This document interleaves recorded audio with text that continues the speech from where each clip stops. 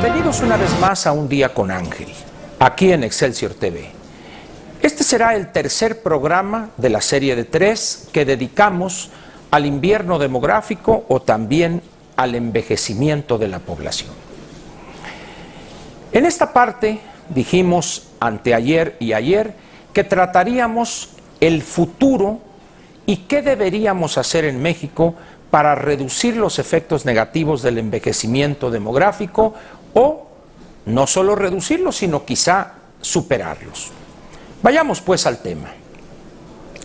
No sé si ha oído usted hablar de un filósofo que jugaba béisbol o un beisbolista que solía ser filósofo en sus ratos libres. Lawrence Peter Berra, mejor conocido como Yogi Berra. Yogi Berra dijo alguna ocasión que es difícil hacer pronósticos, especialmente cuando se trata del futuro. Esta frase aparentemente contradictoria o ridícula, si usted quiere, en el caso del envejecimiento demográfico se facilita hacer predicciones acerca del futuro por una razón que ahorita explicaré.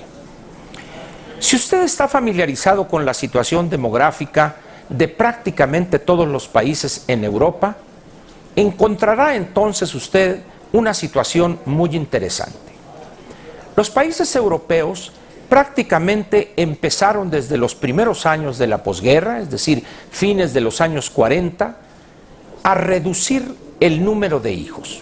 El número de hijos que, si bien antes de la guerra no era un número muy alto, pero en función de las condiciones en que quedó prácticamente todo el continente europeo, no había condiciones de salud, instalaciones hospitalarias, la situación personal, material de millones y millones de europeos era muy difícil, de tal manera que el no tener hijos en los primeros años de reconstrucción se vio como una cuestión prácticamente obligada o, si lo prefiere, natural. A medida que fueron mejorando las condiciones materiales, ya había adquiridose una cultura en el sentido de que la familia pequeña era lo que les convenía a esas sociedades.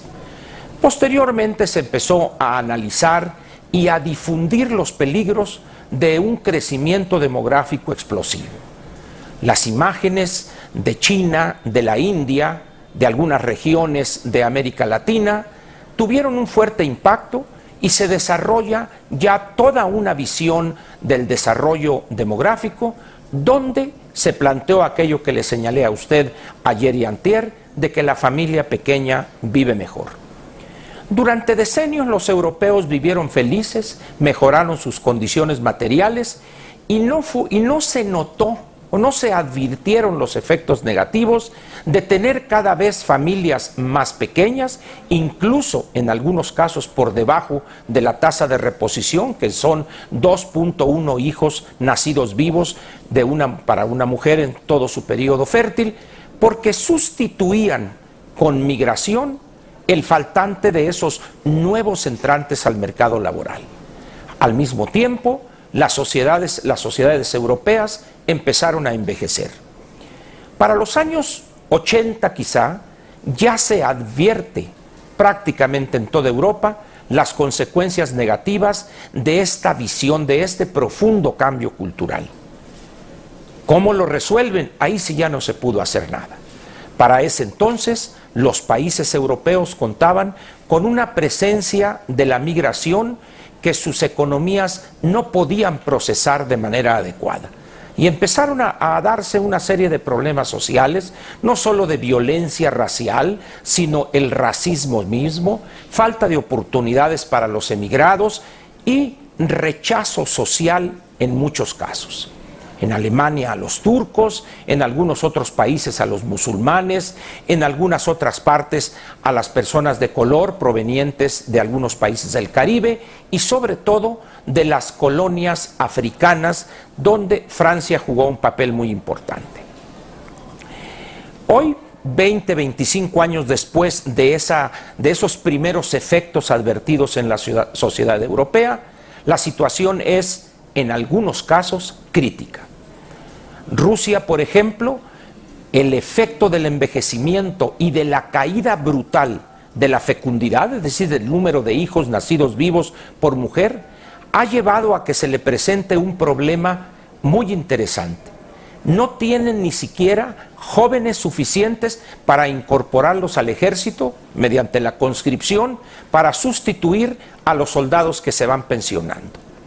En otros países, los países nórdicos, llega a darse el caso en que el número de hijos nacidos vivos por mujer está por debajo de un hijo. Vieja es la intención de los gobiernos para enfrentar y tratar de resolver este problema. Pensaron que los mecanismos monetarios, es decir, entregar ciertas prestaciones en efectivo, ayudarían a convencer a las mujeres que vivían en Europa de que les convenía tener más hijos. Otro tipo de prestaciones o de beneficios sociales, créditos blandos para la adquisición de un departamento, de una vivienda, reducción de las tarifas en los trenes, en autobuses, etcétera. Sin embargo, la experiencia ha demostrado una cosa muy interesante. Cuando se registra en la sociedad un cambio cultural en el sentido de que la familia debe de ser pequeña y debe de tener muy pocos hijos e incluso no tener hijos, porque así lo deciden los integrantes, los padres o los esposos, no ha podido ser modificado. Y hoy Europa enfrenta gravísimos problemas en ese sentido. En conclusión, pudiéramos decir que no bastan los mecanismos monetarios para revertir la caída de la fecundidad. En ese sentido, la frase de es difícil hacer pronósticos, especialmente cuando se trata del futuro, aquí es muy fácil. ¿Por qué? Porque si nosotros queremos imaginar cómo va a ser México en los años 30 de este siglo, es decir, 2030, 2035, si nada hiciéramos para modificar la tendencia que se advierte ya desde hace 10, 15 años, podemos voltear hoy a Europa y ver más o menos cómo van a ser las cosas en México. De tal manera, pues, que no tenemos que esperar al año 2030, 2035 para darnos cuenta que la caída brutal de la fecundidad tiene un efecto positivo en un principio, pero a la larga genera problemas. Veamos lo que pasa, repito, en Europa. Tienen ustedes los países nórdicos, Suecia, Noruega, Dinamarca, otros países como Finlandia, la misma España, Francia, Alemania, etcétera. Rusia ya lo mencioné. Y en el caso de Asia, el caso de Japón, es prácticamente una escuela viviente. En China hay un problema demográfico de otro tipo, es la selección del sexo del único hijo que están autorizadas las familias a tener. De tal manera que hay lo que se llama un índice de masculinidad de 118, es decir, por cada 100 niñas nacen 118 niños. En el caso de la India hay un fenómeno diferente. La costumbre o la cultura dice que el primer hijo debe ser varón, entonces hay un aborto selectivo por sexo. Una vez que el primer hijo es varón, entonces pueden tener 4 o 5. México se encuentra en una encrucijada interesante frente al envejecimiento de su población. Si nosotros continuamos con las políticas públicas que han hecho del control de la natalidad prácticamente su único objetivo, podremos encontrarnos con una situación muy desagradable y difícil en términos de salud, en términos sociales y también por su impacto negativo en las finanzas públicas. En América Latina hay países que tienen quizá peores condiciones que las nuestras. Chile, por ejemplo. En Chile, la fecundidad es de 1.5 hijos nacidos vivos por mujer en su vida fértil. El presidente Piñera, en una decisión sin precedente y políticamente incorrecta, intentó aplicar un programa hace unos meses donde se daría a cada madre, independientemente de su estado civil, es decir, no tenía que estar casada. Si tenía el tercer hijo, madres con 2 hijos ya, le iban a entregar en efectivo el equivalente en escudos, $100 por el tercer hijo, 200 por el cuarto y $400 por el siguiente. Sin embargo, se lanzó una avalancha de críticas señalándolo como el presidente que quería que nacieran más esclavos para explotarlos.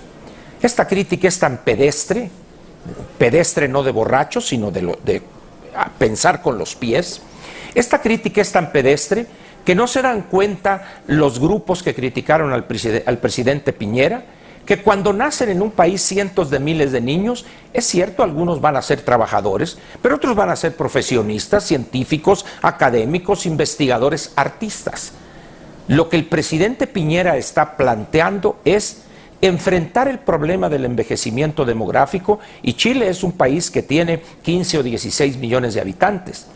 Requiere enfrentar y resolver ese problema y copia la experiencia europea de estímulos en efectivo y una serie de beneficios en otros programas médicos, etcétera, pero no pudo aplicarlo. ¿Qué vamos a hacer en México ante esta situación? Si bien ahorita muchos insisten en que no estamos frente a un problema demográfico producto de que cada vez hay menos niños y más viejos, esto no será igual a partir del siguiente decenio, en los años 20 del siglo XXI. En la demografía, las cosas tardan en concretarse, a veces 1 o 2 generaciones, de tal manera que si nosotros queremos reducir los efectos negativos del envejecimiento demográfico, es decir, detener la caída de la fecundidad y que las mujeres vuelvan a tener hijos, evidentemente no niveles de 4, de 5, no, pero al menos 2, 2.1 en promedio, necesitamos empezar a trabajar ya. Sin embargo, este tema no interesa a nuestros políticos. La clase política en general está más interesada en elevar el déficit, contratar deuda y generar más gasto para ellos como Santo Claus, verse bien ante millones de pobres regalándoles lo que no es suyo. En esas condiciones, ¿qué debemos hacer? Empezar a preguntarle a nuestros políticos qué opinan del envejecimiento demográfico y sus efectos en México. Particularmente si esos efectos, repito, no se advierten de inmediato, sino que tienen que pasar 10 o 15, 20 o más años para que nos demos cuenta de que estamos frente a un problema. Espero que estos 3 programas que hemos dedicado al envejecimiento demográfico, sus orígenes, sus efectos y lo que debemos hacer en el futuro, les hayan sido de cierto.